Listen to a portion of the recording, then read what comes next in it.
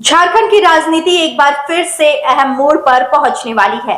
मौसम भले मानसून का हो, लेकिन सियासत में भी बारिश होने वाली है। विधेयकों की, घोषणाओं की और आरोप प्रत्यारोपों की। खबर है, झारखंड विधानसभा का मानसून सत्र इस बार जुलाई के अंतिम सप्ताह में शुरू हो सकता है। संभावना जताई जा रही है कि 22 जुलाई से यह सत्र शुरू हो जाएगा।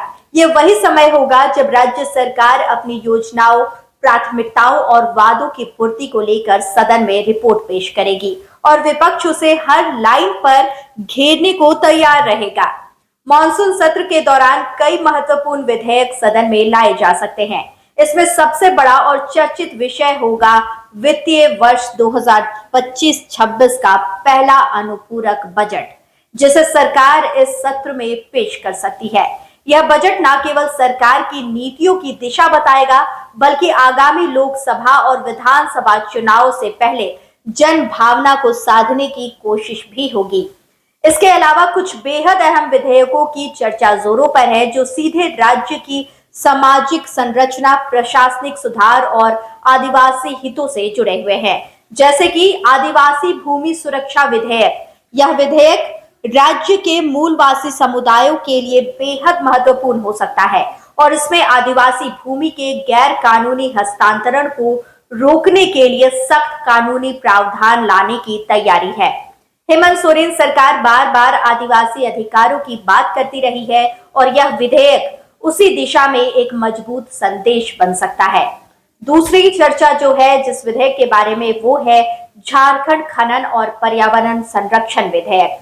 खनन से प्रभावित इलाकों में पर्यावरणीय क्षति के मामलों को गंभीरता के लिए इसे लाया जाएगा। यह विधेयक न केवल पर्यावरण संरक्षण को मजबूत करेगा, बल्कि खनन प्रभावित लोगों के पुनर्वास और मुआवजे की नीति को भी सख्त और जवाबदेह बनाएगा। तीसरा विधेयक जिसकी चर्चा चल रही है वो है झारखंड पंचायती राज विधेयक 2025। ग्राम पंचायतों को और सशक्त बनाने की तैयारी है। सरकार इस संशोधन के जरिए पंचायतों को ज्यादा वित्तीय और प्रशासनिक अधिकार देने की दिशा में आगे बढ़ रही है, ताकि जमीनी स्तर पर विकास तेज हो सके। चौथा विधेयक जिसकी चर्चा है वो है झारखंड साइबर अपराध निवारण विधेयक। राज्य में बढ़ते साइबर क्राइम को देखते हुए यह विधेयक बेहद अहम हो सकता है। इसमें न केवल सख्त दंड का प्रावधान होगा, बल्कि साइबर अवेयरनेस अभियान भी लागू किए जाएंगे, ताकि युवाओं को जागरूक किया जा सके।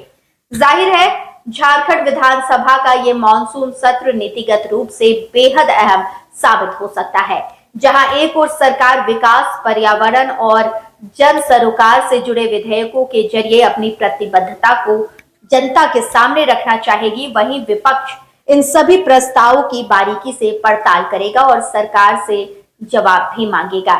22 जुलाई को शुरू होने जा रहा यह सत्र एक बार फिर सत्ता और विपक्ष के बीच वैचारिक टकराव और नीति संवाद का बड़ा मंच बन सकता है। अब सबकी निगाहें इस पर होंगी कि ये सत्र राज्य के भविष्य को किस दिशा में ले जाता है। लाइव लगातार के वीडियो को लाइक करें, सब्सक्राइब करें और बेल आइकन को दबाना न भूलें।